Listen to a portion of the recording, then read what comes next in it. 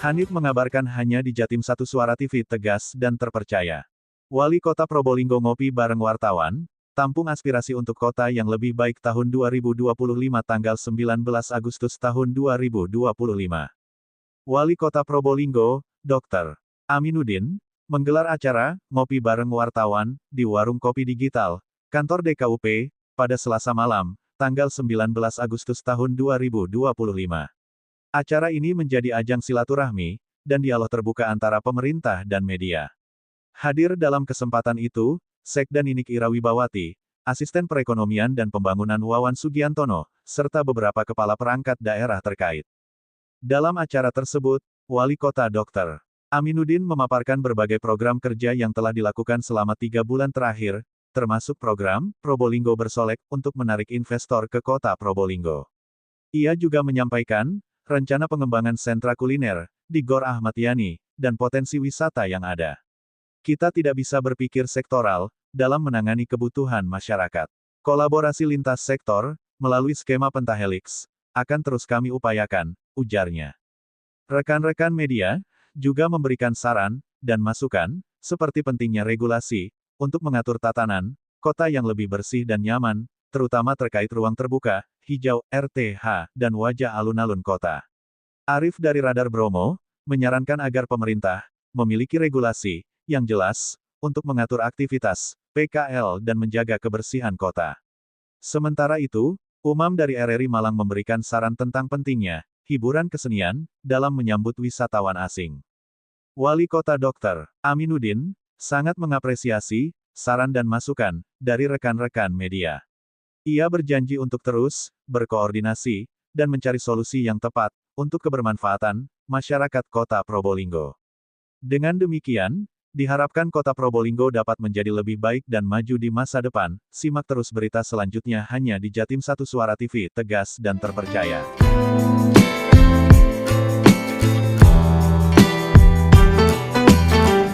Bersama media mungkin di dalam rangka apa, terus apa kira-kira yang sudah didapatkan oleh Pak Wali setelah diskusi dengan media?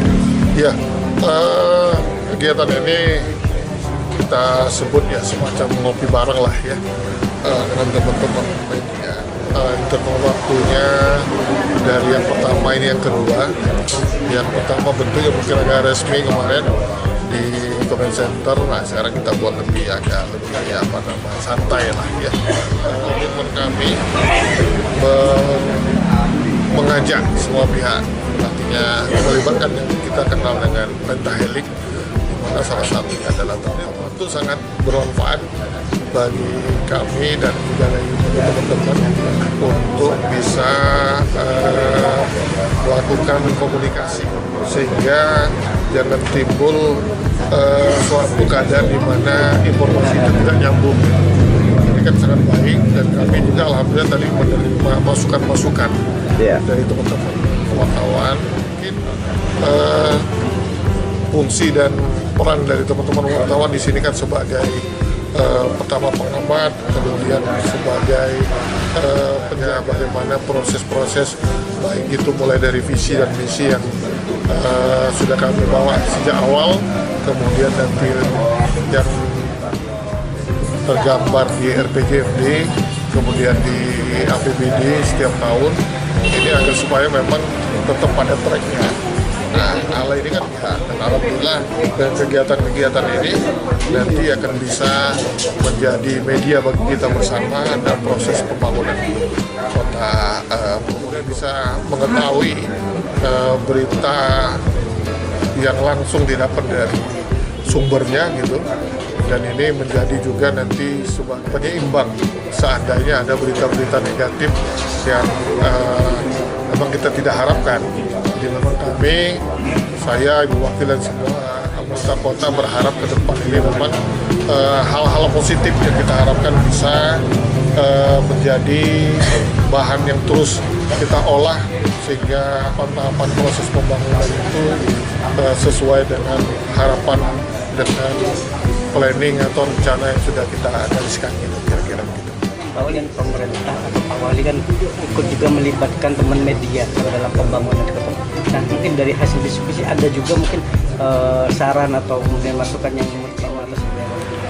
pada prinsipnya hampir semua tadi bisa kita terima ya, gitu. Seperti tadi mungkin bahasanya aja belum apa namanya istilahnya gitu ya, tapi prinsipnya atau filosofi sama. Seperti tadi misalnya masalah aturan di alun-alun, kita juga di norma itu sudah pernah ada UPT tertentu, nanti kemudian proses-proses tadi yang pariwisata kemudian lainnya.